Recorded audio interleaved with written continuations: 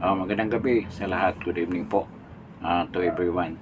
This is Justin Talk News PH at kindly subscribe, like, and share this video. Maraming salamat sa pagdalo ninyo dito sa channel na to. Yung mga subscriber natin, thank you po sa patuloy niyong pagsuporta at pag-subscribe sa Justin Talk News PH.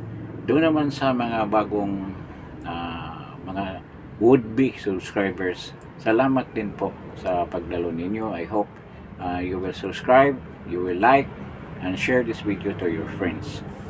This evening, meron tayong pag-usapan. We will be talking about the controversy na kinasangkutan ng administrasyon na to, which is the BICAM report, the GAA. Then we will be talking about the new committee. Hindi na Quadcom daw, Pentacom na. Kung ano mga imbento ang ginawa ni Barbers, Pentacom na raw ang pangalan ng bagong Quadcom. Kasi dinagdagan nila ng another investigation. So they're now investigating smuggling drugs, yung magnetic lifter. Then patuloy pa rin yung iba, yung AGK, yung kay Colonel Grijaldo. So ito yung mga bagay-bagay na pag-usapan natin. Of course, yung scam, sabi pa ng iba, this is not only mere scandal, but this is a scam na ginawa ng government against the people of the Philippines, dahil nga sa ginawa nila dyan sa bicameral committee report na maraming blanco na mga portion ng mga agencies na supposed to be ay bibigyan nila ng budget. So these are the things that we are going to talk about this evening. Unang-una, pag-usapan natin yung attempt, yung gusto nilang smoke screen, yung controversy na to with regards to the involvement na the executive dito sa bicameral committee report and the signing of PBBM of the GAA, na maraming nagsasabi there's a possibility na maging invalid yan dahil nga doon sa nangyayaring mga blank na mga budget amount ng mga agencies bago pa sinabit ito doon sa Malacanang for signing. Kaya nga yung previous vlog ko, sinahid ko doon yung misteryosong pangyayari, yung mga blanco pagdating sa Malacanang nagkaroon ng laman nagkaroon ng amount. So, yun nga, tinatanong ko kung sino bang gumawa ng mga yan. Ngayon, parang naklaro yung pangyayaring yan. Kasi maraming naglabasan. Though, yung ibang senator that are members of the bicameral conference committee nagsasabi na hindi daw nila nakita. Wala daw silang napansin, hindi nila nakita yung mga blank na mga pages na supposed to be mayroong amount sa budget ng agencies. For instance, si Joel Villanueva, meron daw siyang staff. Si Sherwin Gatchalian, meron din siyang staff. But hindi raw napansin, wala daw nakita. Din si GP Ejercito, tsaka si Jinggoy, wala daw silang nakitang ganyan. At ang hindi nagbigay ng statement ay yung mga bilyar. Din si Amy nagsalita na kinausap pa raw niya yung kapatid niya na ayusin ang budget na yan dahil naapektuhan daw yung purpose na sa totoo lang maraming hindi makatanggap. Yung hindi pa nakagraduate sa purpose, mangyari ngayong taon na to na wala na talaga silang matanggap. Supposed to be meron pa silang matanggap dahil hindi pa sila completely na alis dyan sa programang yan. Pero dahil nga na dinifan ni BBM yung purpose na around 50 billion, kaya wala silang matanggap sa taon na ito. So napakalungkot yan na balita dun sa mga members ng purpose, lalo naman yung nangangailangan talaga. Umaasa lang dyan para maparal ng maayos yung mga anak nila, kasi isa yan sa mga requirement na kailangan papasok yung anak mo bago i-award sa iyo yung purpose na yan. Ngayon wala na, paano na lang? Pwedeng papasukin yung bata pero wala na yung katulad dati na natatanggap na baon, pamasahe, mga ganyan, suporta para doon sa bata sa pagkain at pagpasok sa eskwelahan. So sinabi ni Amy, iwan ko kung paipa lang yun, alam mo naman si Amy mahilig sa ipalan yan, na sinabi daw niya sa kanyang kapatid na hanapan ng paraan yan. Bakit hindi niya tinawagan ng personal? Bakit kailangan pa niyang sabihin sa publiko? Di ba, paipal yan. Magkakapatid kayo at puro kayo Marcos, at ang Marcos, itong isang Marcos, palpak ang ginawa, itong isa naman dipinsa doon sa kapatid niya. Kahit nasabihin natin na meron siya mga statement na against, pero sigurado yun na hindi niya bibitawan yung kapatid niya. Magkakapatid yan, no? Kahit na yung expression of blood is thicker than water, talagang mangyayari yan dahil sa affinity nila as siblings. So lahat na yan ay smoke-screen. Ikaw namang barbers, yung Pentacom daw, yung Quadcom, akala nila na malinlang nila yung mga tao. Kaya dali-dali silang nagbukas ng hearing na yan, na ganun din naman yung mga tinatanong, ganun din yung mga witnesses, except for ito sinapile doon nga ngayon, wala naman sila nakuha kay file doon eh.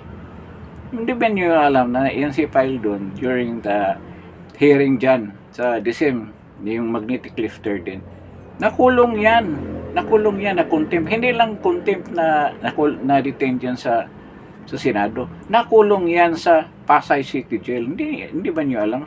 Sinalakso nagpakulong yan dahil nga umabot doon sa punto na binoot out niya yung technical smuggling na ginawa ng anak ni Pampilo Lacson, dahil nga Senator Pampilo Lacson noon, dahil nga involved daw doon sa technical smuggling ng simento, yung barko-barkong simento. Kasi hindi nagbayad ng tamang buwis, kaya technical smuggling. Ang baba ng tax na binayad ng anak ni Senator Lacson noon. Kaya yun, nakulong yan, nakontempt yan. Ang hearing noon sa Blue Ribbon Committee na binamunuan ni Senator Gordon. Kaya yung mga questions nila, ito naman si Luistro, parang nagsiseminar. Ano bang mga questions mo regarding sa mga papers, sa processes? So, anong nakukuha natin doon sa mga tanong mo? Meron bang sign na dahil doon sa mga tinanong mo, nagkaroon ng corruption? O kailangan ba siyang imbestigahan? Kaya nga ito si Adjong, sa tagal na kasi ng mga paikot-ikot na mga statement ni pangalan nito, si Jerbil yung babaeng congresswoman, Luistro pala, yung taga Batangas, yung sumisigaw na umuulan daw ng ayuda nung nagpunta si Tambaloslo sa distrito niya. Talagang umuulan ng ayuda. Alam na natin kung saan galing yun. Ngayon ito, na-atap na si Adjong. Ito si Adjong, hindi ko malaman eh. Meron kasi akong yung Adjong na kaibigan ni President Duterte. Anak ba itong Adjong na to na taga Marawi? Bakit biglang nagkaganyan yan? Iba yung dati, siya pa nga nag-sponsor doon sa OBP budget. Na naghantay daw ng matagal, ngayon nagtampo, ganyan, at hindi daw nagpakita si BP Sara. Hindi ko malaman kung ano ba ito si Adyong? Muslim ito, Adyong apelido eh. Kaya yung kayo mga Muslim community dyan sa Marawi, wag na ninyo ibuto yan. Kitang-kita yung ano niya eh, pagkatuta kay Tamba eh. Alam na natin anong dahilan, ba't dumikit siya dyan. Nakakahiya yan sa mga Muslim brothers natin and sisters na talagang they're fighting for the support of VP Sara. Dahil nga alam nila na si VP Sara, meron yung dugong Muslim yan. Si Tatay Digong kasi, yung lola niya is parang Maranao yan. Yun ang lahi nila. So matindi nga yung lahi ni VP Sara, Maranao at saka Aliman eh. German Jew. Kita mo yan. Talagang matapang yan. So, ngayon, ito si Adyong, atat na atat. Kasi panay ang tanong ni Luis Toro na walang kakwenta-kwenta ang mga tanong regarding sa processes dyan sa custom na umabot yan sa TARA system. Yung TARA, talagang inherent na yan sa custom. Kaya nga nung kapanahulan ni Paildon, pinilit nilang itigil yan. Kaya gusto nila ma-computerize na yung custom. May mga CCTV pa nga silang linagay para maiwasan ang pandaraya dyan. Yan, napakakurap na yahin siya yan. Yung custom na yan. Ngayon, inayos nga yan, kaya naging centralized na dyan. Ang sistema nila nakacentralize na. Para lahat, hindi makagalaw ng sarili nila. Kailangan dadaan doon sa central ng sistema na ginawa ni Paildon. Pero yon wala rin dahil sinama siya na naging suspect siya doon sa dinamay kasi gusto nga siyang alisin yan sa posisyon dahil siyempre yung mga smuggler, mga broker na iba nahihirapan sa kanya dahil bagong sistema. Kaya yung computerization dyan diling-dili hanggang ngayon yata hindi pa na-implement dahil maraming nagsampa ng kaso para pigilan yan na ma-computerize yan. So ganyan kabulok yung ahensya na yan na sobrang daming pera na dumaan dyan. At isang bagay na hindi alam ng karamihan na yung mga nagtatrabaho dyan mostly are appointed or binabackupan ng mga senador, mga politiko. Kasi alam nila na mabilis ang pera dyan. Kaya ngayon, tulad ngayon, eleksyon na. Diyan ang ibang politiko doon sa mga appointee nila, kinukutahan nila yan. O sabihin na, ikaw na-appoint kita dyan. O kailangan natin ngayong eleksyon para bukod sa pera na binibigay ni Tamba, meron tayong ibang source of fund. So kunin yan doon sa mga binabackupan yung mga appointee dyan sa loob ng custom. So ganyan ang sistema dyan. Kaya yung mga senador dyan, marami silang rinirekomenda sa presidente para ma-appoint as officers, mga official dyan sa custom. Kanya ang laruan dyan. Ngayon, ito si Rubio, alam naman natin kung sino nag-appoint niya, si Lisa Aranita. Ngayon, yung ang nangyari kay Adyong, anong sinabi ni Adyong? Sino ba yung si Jimmy Taguba na alam naman natin yan si Jimmy Taguba. Involved talaga yan sa smuggling dyan. Kahit pinag-iabang niya na intelligence officer siya. Talagang alam ni Jimmy dyan kasi sabi niya 37 years siya. Sila ni Asierto dyan. Kaya nung nakaraang hearing, umabot nga, demanda na sila. Kaya yan nakulong yan. Si Asierto hindi nagpakita. Wanted yan si Asierto. Tsaka si Pajardo. Yung ako, buhay pa. Nahuli yan si Pajardo Yun, sila yan ang nagmaniobra dyan. Tsaka yung sinabi ni Jimmy Taguba na bakit dinamay ako na ako nga nagpuro dyan sa na-abandon daw na container van sa loob ng custom na siya nga daw ang kasama yung PDEA para mabuksan nila yung container na yan. Alam mo ba doon sa hearing, nalaman ngayon na yung container na yan sadyang ipapahuli para maka mawala ang duda sa kanilang dalawa ni Acerto. Merong nagsumbong na na Chinese. Di na-booking sila, nakasama talaga sila diyan sa smuggling na yan. Kaya siya kasama sa nakulong. Ito naman iba, bakit? Sino ba yung nagtanong? Yung Ortega yata, si Gigi Suarez. Bakit naman nasama ka? Ganyan. Basahin nyo yung nakaraang, hindi lang ngayon nag-hearing yan sa Senado noon, 2017. Hindi ko na nga maalala yung mga detalye ng iba eh. Basta ganyan ang nangyari. Involved yan si Jimmy Taguba. Ngayon, nakapila na yung kaso niya. Nakakulong ka na. Dahil talagang involved ka eh.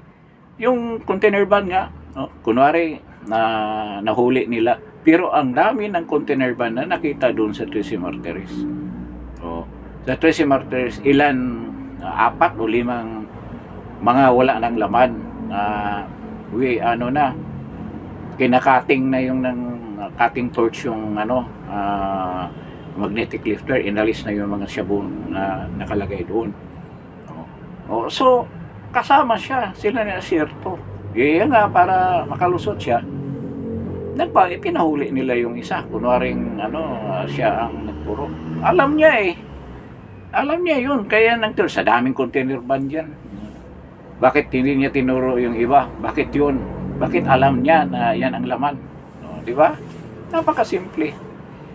Kaya nga itong mga congressman na to, nakakatawa kayo. Maiksi masyado yung memory nyo. Hindi ba niyo iwan ko kung mga congressman, ito si Barbers, matagal na congressman yan eh.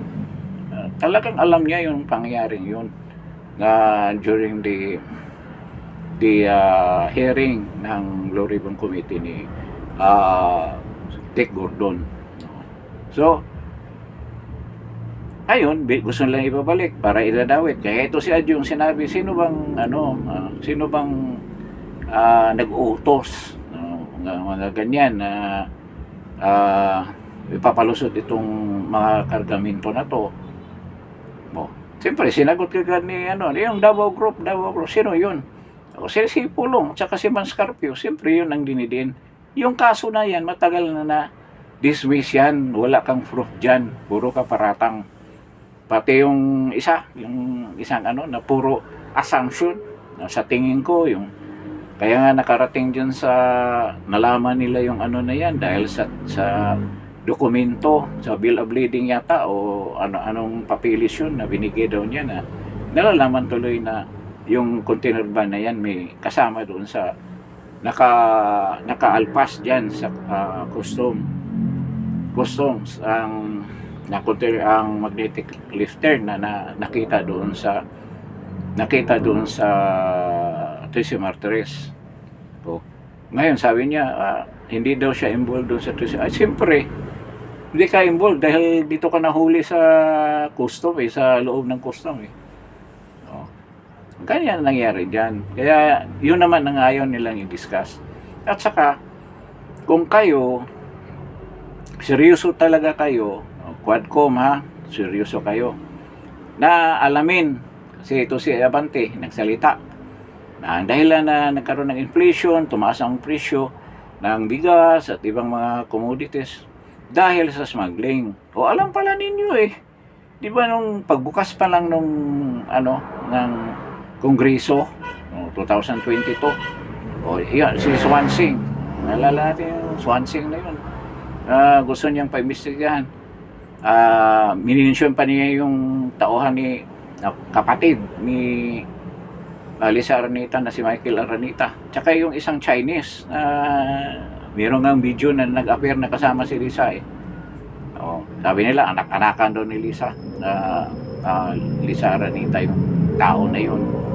Marami nagsabi na yan ang main point. Yung na nga siya, na nagiging parang diplomat or sa China, parang representative o trade officer, trade consul o something like that sa China, na Chinese na dapat yun ang ipapatawag nyo. Tsaka marami doong mga broker na kasama na mini-mention na talagang involved sa smuggling.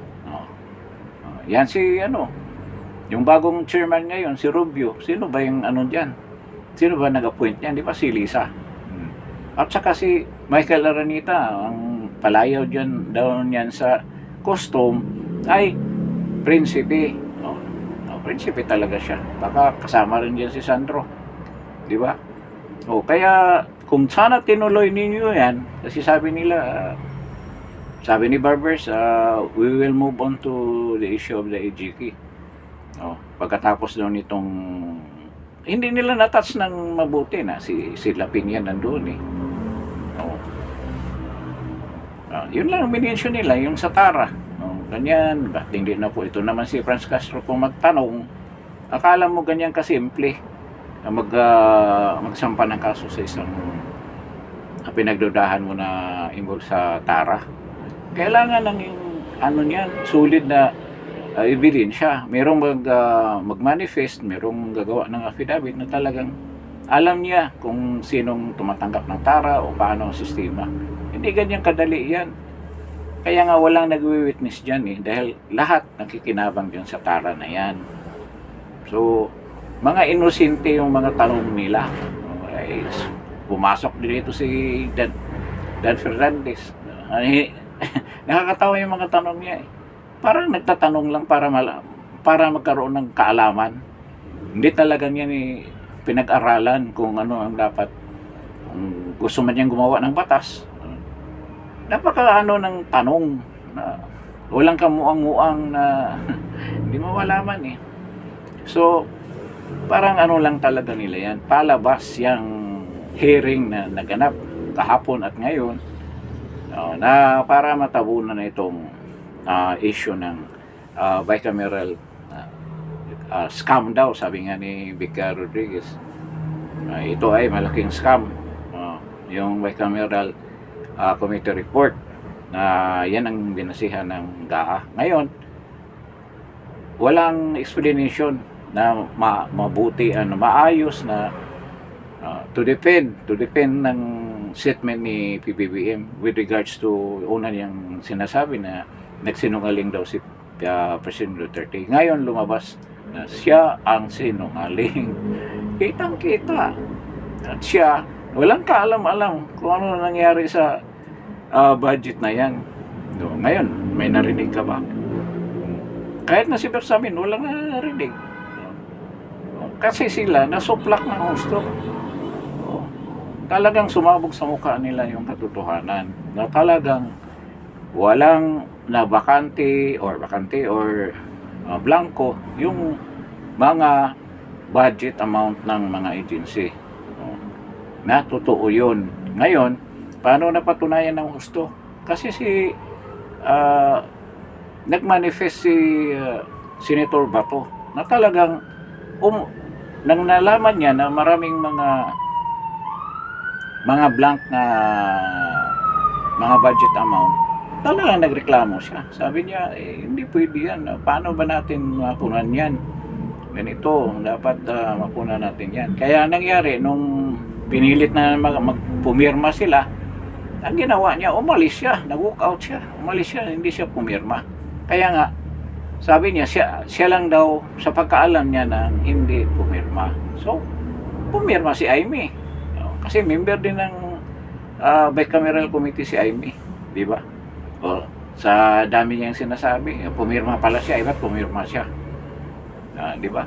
Sinabi ni Senator Bato na pilitan daw, minamadali. Kasi may purpose sila. Di ba sabi ko sa nakaraang may technical committee ang BICAM conference committee. Meron niyang nag-aayos, final na papilis. Yun, doon tinira. At dyan involved si Saldico. Sigurado yun. Bago siya pinalitan ni Kimbo. Ngayon, may narinig ba kayo kay Crispo? Kahit ni Saldico, meron bang salita? Ngayon, meron din nagsabi, ayun ang diferensya. Ibang mga commentator nagsasabi na dapat naman transparent. Dapat transparent. Kaya nga tinatago yan dahil merong korupsyon. Merong pera na gustong kulumbatin. Oh. Kung sabihin mo transparency, napaka-imposible yan sa mga taong yan. Kasi alam nila kung ngayon nga lang na tinago nila na booking pa. Hindi yan sabihin na dapat transparent. Dapat nga transparent, pero coming from those people, sabihin nila na we should be transparent, hindi mangyayari yan. Imposible yan. Wala yan sa isip nila na gagawin nila. Kaya nga tinatago kasi gusto ngang mangurap, magsikwat ng pera, hindi nila pera. So yun na nangyari dyan. Ngayon, itong Quadcom, sorry na lang sa inyo dahil maraming tao hindi naniwala sa iyo. Alam na smoke screen lang kayo at walang nangyari. Dinakot-takot pa ninyo si Colonel Grijaldo. Bakit kung ako nang si Colonel, kinulong na ninyo ako tapos takotin pa ninyo ako? Paano ngayon? Sabi niya, na-contempt ulit si Colonel Grijaldo. Accepted na yan. Galing na siya sa kulungan. Ilang buwan na siya? Buwan na ba? Nakaraang December pa. Hanggang ngayon. Hindi pa rin binitawan. Sundalo yan Kayang magtiis niyan. Sundalo yan. So, katulad din i-file doon yan. Talagang I will stand my ground. Yung nga sinasabi niya, I invoke my right against self-incrimination. Siyempre, bakit sisirain mo ang sarili mo? Kasi alam ni Grijaldo na kung ano sasabihin niya, yun ay ibabato rin sa kanya. Kaya tama yung ginawa niya. Sige, total, galing na ako sa detention Anong ikakatakot ko? Napakasimple Si Suarez pa. Yung unang-una si Barbers, binibismirks daw yung reputasyon ng ni Abante at saka ni Fernandez. Nakatawa ka naman, Barbers. Ano pa bang reputasyon na iwan yan? Tarnish na yung image niya. Wala na naniwala dyan. Kahit na sabihin pa babaliktad pa si Grijaldo. Alam na namin kung gaano ka kurap yan. Gaano ka gahaman sa pera yung mga yan.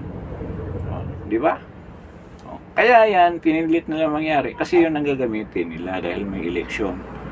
Sa totoo lang, balita dyan sa unang-una dito sa Manila, tagilid talaga si Abante. Hindi na mananalo yan. At saka ang daming mga member niya diyan sa simbahan niya na galit sa kanya at nahihiya sa kanya. Sa totoo lang. Kaya medyo laylo siya sa impeachment So yan ang katotohanan. Talagang na-pressure siya. Ito naman si Dan Fernandez, kulilat ka kahit na nagpaligo ng matanda tapos nagta-tricycle. Walang mangyari sa iyo. Yung gimmick mo sa lahat na kandidato diyan for governor ng Laguna. Huling-huli yan si Dan Fernandez, kaya hindi mananalo yan. Yan ang resulta ng mga ginawa nyo na kawalang hiyaan dyan sa Quadcom. Kaya nga pinilit na babaliktad si Grijaldo, pero hindi na mag-iba ang isip ng tao Ang impression ng tao sa inyo. Hindi na yan mag-iiba. Kaya tama rin si Grijaldo. Kaya ito si Grijaldo, tough guy din Hindi mo rin masabing talagang buwang isip. Doon pa sa Senado, sinabi niya na pinilit siya na magsalita na tungkol diyan sa reward system na si President Duterte daw nagutos. Yung nangyari kay Garma na bumaliktad din. Sana si Garma ngayon nagtatago na. So ganyan, lahat na bagay na yan na ginawa ninyo, walang ipik yan. Anong lumabas ngayon? Unti-unti yung mainstream media nag-broadcast na rin ng ganyan, nagbabalita na rin ganyan. Wala silang mangyayari dahil alam na ng mga tao yung pangyayari, kaya hindi ninyo matatakpan yan. At yan, malaking issue yan against sa administration ngayong eleksyon na to. Marami rin kabalastugan to si George Garcia sa Comelec. Yung numbering nga lang daw ng nagkagulo na. Di ba? Talagang nagsasayang pa ng pera doon sa baluta dahil na TRO nga yung una niyang inimprinta, dahil dali-dali siyang nag-imprinta kahit na alam niya na illegal yung ginawa niya na pagtanggal ng mga pangalan. Sina acid ba yun? Yung sa Caloocan. So yan na nangyari. Kaya yung lahat na effort nyo na pagtakpan ang iskandalo na yan ng bicameral committee at leading to GAA, walang nangyari sa inyo. Lumabas pa rin ang katotohanan at nagpasalamat tayo kay Sid Ungab, ni Congressman Ungab at kay Tatay Digong na tumayo talaga sa issue na yan para ipaalam sa bayan ang kalukuhan na ginawa ng administrasyon na to. And we hope na sana ang mga tao maraming magising at mananawagan ng pagtatapos ng rehime na to. Wala na eh. No, sabihin mo, i-expect mo na magbabago ang sistema. Hindi na. Dapat baguhin, alisin lahat. No? Kung gusto natin ng pagbabago. Pero hindi natin alam, ang mga military, mahal nila ang kanilang mga sarili, mahal nila ang kanilang profesyon, pero hindi nila mahal ang bayan at mga tao. Inuuna nilang sarili natin. Hindi natin sila masisi. Dahil may mga pamilya rin yan eh. O ano ba naman yung patriotism? Kasi maraming, tulad niya ni Paildon. Di ba si Paildon, kasama yan yata nila ni Trillanes na nagkudita. Kung maalala ko nga pala, merong ano kasi niyan eh, nung nangyari yung hearing doon sa Senado, na-issue yun, yung bahay ni Paildon. Kasi ito si Paildon parang sa Cugio lang nakatira yan eh. Ang bahay nga niya, hindi pa matapos-tapos. Tapos, doon sa clip na yan, pinakita yung mansion ni Senator Lacson. Kaya, doon galit na galit si Senator Lacson. Yung mga ayaw kay Senator Lacson, pinakita yun ng comparison kung sinong kasi nga pinagbintangan si ng technical smuggling. So may tanong doon, sino ba ang smuggler? Si Paildon ba o si Senator Lacson? Pinakita yung bahay. Si Paildon doon sa tagilid pa yung bundok yung tinirhan niya diyan sa may Cugio. So, ano bang tawag ng lugar na yun? Na mayroong ang diyan lagi nagpasabog sa Unirac yata yan, Unirac. Yung gumagawa ng mga aggregates. Yan siya, malapit nakatira dyan. Sabi ng iba, painaan daw, sa painaan. Hindi dyan sa hindi yan sa Unirac. Doon pa yan, papuntang Tanay yan, kung sa painaan siya. So, ibig sabihin, simpleng tao lang talaga si Paildon. Ngayon, kaya nga pinagtiwalaan niya ni President Duterte na ma-appoint as custom commissioner o sila ni Sid Lapina. So, yan ang istorya dyan. Tayo, wag tayo magpaloko dyan sa Quadcom, Pentacom daw ngayon. Ito si Barbers naman, tapang-tapangan. Gusto pa niyang anuhin si Bato. Ano palama mo ni Bato? Ano palama mo ni Bato? Ang yabang-yabang. Sinabi na nga na invoke may right for self-incrimination, against self-incrimination. Tapos, yun ang sinasabi, kahit nakapag-oath na siya sa Senado, under oath siya doon ang sinabi niya yan. Kaya hindi niya pwedeng baliktarin yung sinabi niya. Yung anong sinabi niya na nung ginawa ni Fernandez at saka ni Abante, yun na yun. Ano magagawa ninyo? Ba't pipilitin mo siya?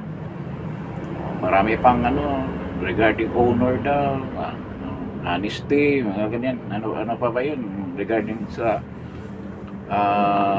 Panginoon, dahil minensyon ni Grijaldo yung mga bagay na yan bago siya napunta sa Senado, sa Kongreso. So yun ang nangyari. So klarong-klaro talaga na gusto nila talaga ligawin ang mga tao tungkol dyan sa issue na yan.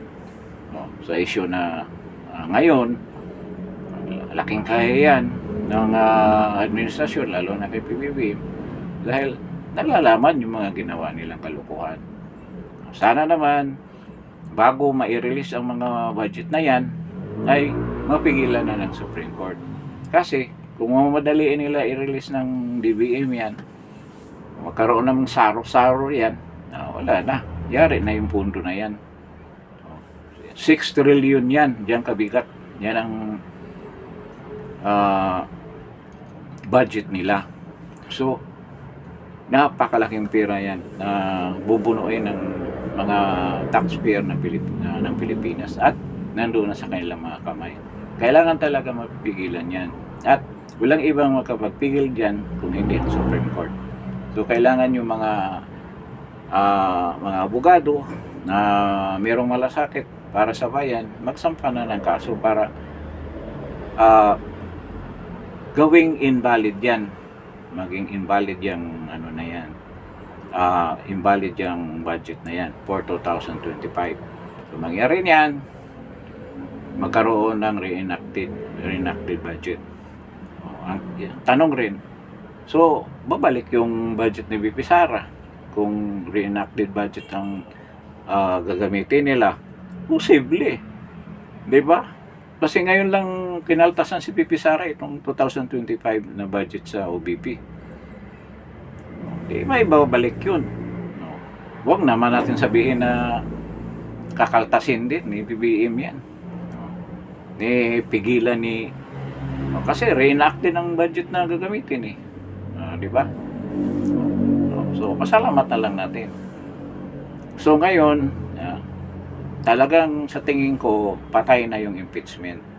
Ilang araw na lang, 22 ba ngayon? 7 mag-recess na sila. Tapos na ang 19th Congress. So wala nang pag-asa.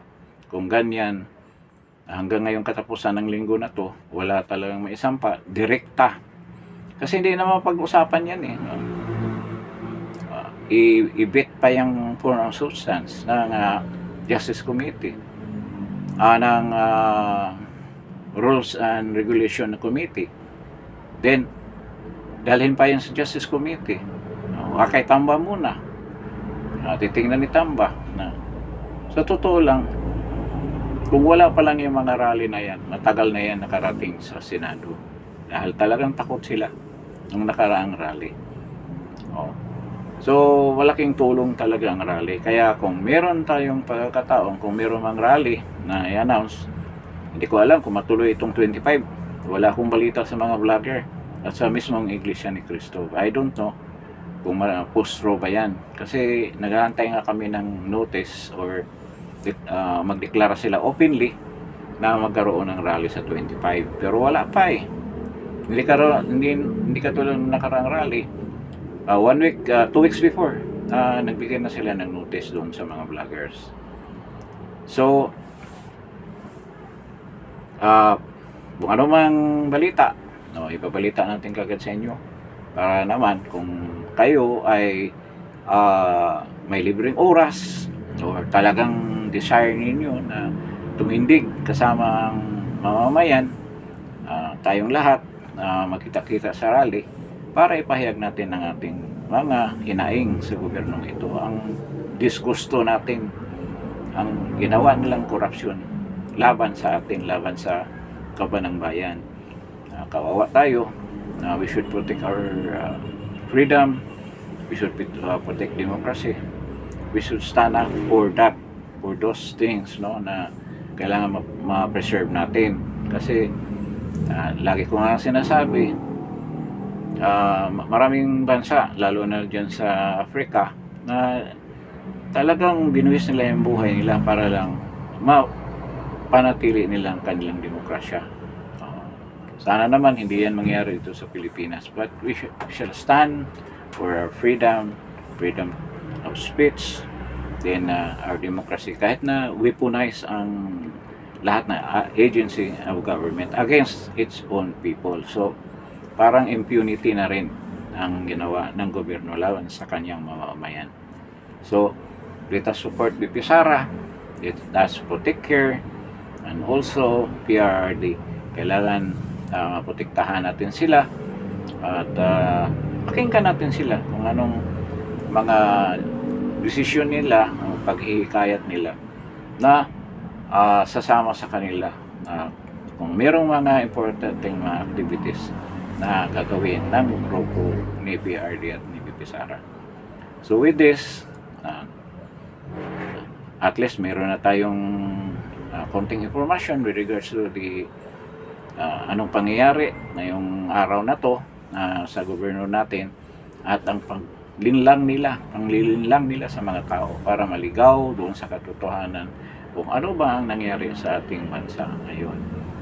So with this, I would like to request na sana you will subscribe and like and share this video, and I hope you will continue supporting Justin Talk News PH. At maraming salamat sa inyo, and good night, and see you bukas in my next vlog. Salamat po.